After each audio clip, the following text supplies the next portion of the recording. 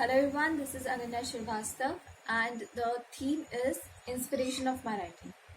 And title of my story is वो Life Changing Call. So I begin now. बारिश हो रही थी, बहुत अच्छा मौसम था और अचानक से कॉल बजी। वो कॉल एक लाइफ चेंजिंग कॉल थी मेरे लिए। नो वेट एक लाइफ चेंजिंग कॉल नहीं, एक लाइफ चेंजिंग कॉल थी। 23rd of July 2012 मेरे स्कूल से आया था ये बताने के लिए दैट मिस अनन्या श्रीवास्तव अपने 7th स्टैंडर्ड में फेल हो चुकी है। फेल मतलब फेलियर, मतलब पढ़ने में मन नहीं लगता होगा, मतलब लेथार्जिक, किसी काम की नहीं, कैरेक्टरलेस। यही होता है ना सोसाइटी में, अलग अलग तरह की अलग अलग सोचें आपके ऊपर तब हावी होती है जब आप फेल हो जाते हैं कहीं पे भी। एंड स्पेसिफिकली अगर क्लास में हो गए तो ये तो आपने बहुत बड़ा गुनाह कर दिया। मैंने भी गुनाह कर दिया था। जब बॉडी पे कहीं कट लगता है तो उसे सही करने के लिए स्टिचेस लगाए जाते हैं ताकि उतना जगह खून ना निकले, उतने जगह से वो सही हो जाए। ऐसे ही आत्मा के साथ भी होता है। जब आत्मा पे बहुत गहरा कट लगता है तो उसमें माँ की ममता, पिता का प्रोत्साहन, मासी की बहुत प्रेरणा वाली कहानियां सब सुनकर मेरे भी स्टिचेस सही हो रहे थे। पर धीरे धीरे वो स्टिचेस अपना निशान छोड़ रहे थे क्योंकि अंदर इतने सवाल थे कि क्या करूं। कि जब स्कूल खुलेगा तो जो 6th स्टैंडर्ड से 7th स्टैंडर्ड में आए होंगे मुझसे पूछेंगे आप फेलियर हैं। मैं आपको क्या बुलाऊं? दीदी अनन्या, आपके कितने परसेंटेज मार्क्स आए थे? आप क्यों फेल हो गए? मेरे पास इन क्वेश्चंस का आंसर नहीं था। चाहती थी किससे बोलूं कि क्या करूंगी मैं आगे, कैसे करूंगी, पर क्या बोलती। इतना सब कुछ सुनने के बाद, वो एडजेक्टिव सुनने के बाद, कैरेक्टरलेस, पढ़ाई में मन नहीं, लेथार्जिक, किसी काम की नहीं, निकम्मी, ये सब सुनकर एक वक्त आया जब मैंने अपने आप को दोषी मान लिया। ऑर्डर। जिंदगी की अदालत में अनन्या श्रीवास्तव को एक गुनहगार माना जाता है। मैंने अपनी खुद की अदालत में खुद को एक मुजरिम साबित कर लिया था और वो हर एक सवाल, हर एक वर्ड मानो मेरे दिल में ऐसे घूम रहा हो जैसे भवंडर जो बाहर से बहुत शांत है पर अंदर इतनी ज्यादा उसकी शोर है कि उसे बाहर का शोर ही नहीं सुनाई दे रहा है। जब आपके बॉडी पे कहीं जख्म लगता है तो वो चोट कहलाती है। जब आप उस चोट को सही कर लेते हो तो वो उसका कुछ नहीं होता, वो सही हो जाता है। पर अब जब आप चोट को नजरअंदाज कर देते हो तो वो जख्म बन जाता है, और अब जब जख्म को नजरअंदाज कर देते हो तो वो नासूर बन जाता है। तब आपके पास 2 ऑप्शन होते हैं। पहला ऑप्शन, या तो उसको अपने आप से काट के फेंक दो, या दूसरा ऑप्शन उसे अपने पास रहने दो। तब तक रहने दो जब तक वो आपको पूरी तरह तबाह, पूरी तरह खत्म और पूरी तरह खा ना जाए। मेरे साथ भी ऐसा ही था। ए करती, या तो मैं अपने आप को पढ़ने से रोक लेती, जो नहीं कर सकती थी। बी, या तो उसे अपने अंदर ही पलने देती और तब तक का इंतजार करती जब तक मुझे पूरी तरह खा ना जाता। पर कहते हैं कि जब ऊपर वाला मेहरबान तो गधा भी पहलवान, तो ऐसा ही मेरे साथ भी हुआ। हाँ, हंसने की बात नहीं है, पर अब लगता है।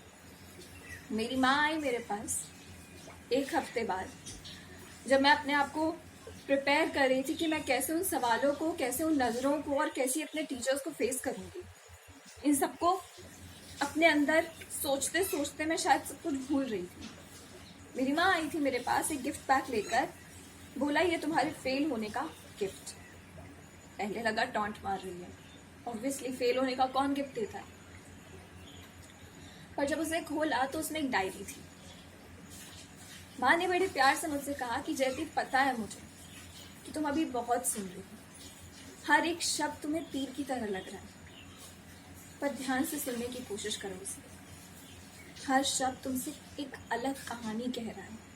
वो नहीं जो तुम सुन रही हो, वो सुनो जो वो सुनाना चाह रहा है। उस समय नहीं समझ में आ रहा था, नहीं आता है। आपका दर्द जब बड़ा होता है तो आपको कुछ समझ नहीं आता है। मुझे भी नहीं आ रहा था।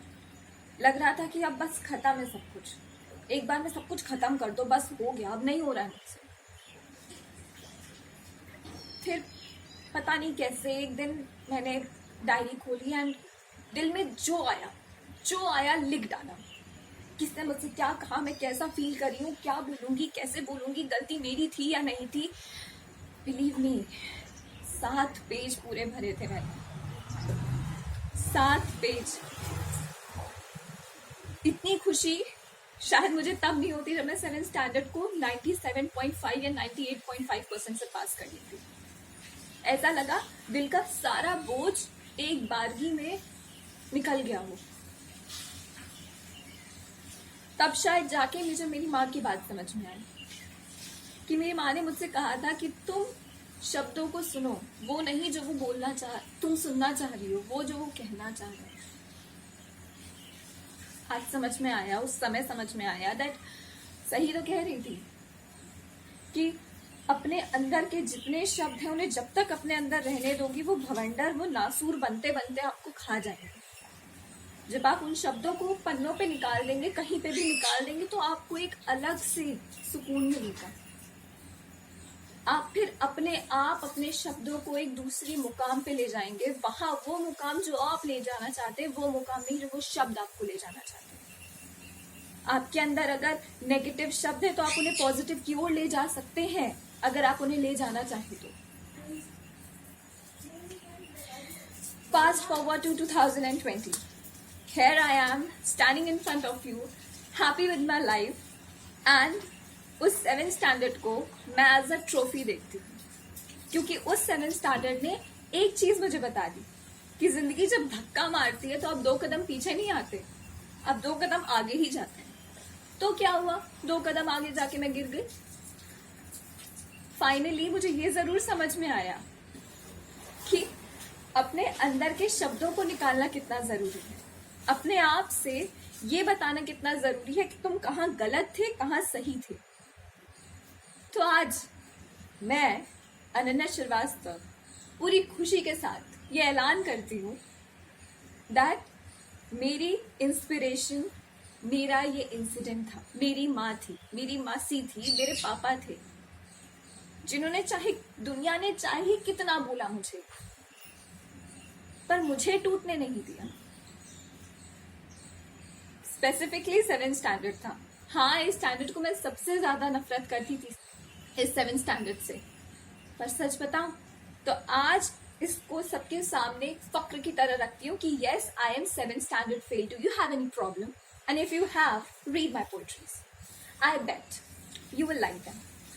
ये कॉन्फिडेंस तब आता है आपके पास जब आप अपने सारे शब्दों को निकाल के एक जगह रख देते हैं। तो guys please do try this. जब दिल में खूब ढेर सारे शब्द आपकी जिंदगी को उथल पुथल कर रहे हो ना, सिर्फ एक पन्ना लो, एक पेन लो और निकाल दो उसे सारा। ट्रस्ट मी, आप बहुत अच्छा फील करेंगे जैसे मैं फील करती हूँ।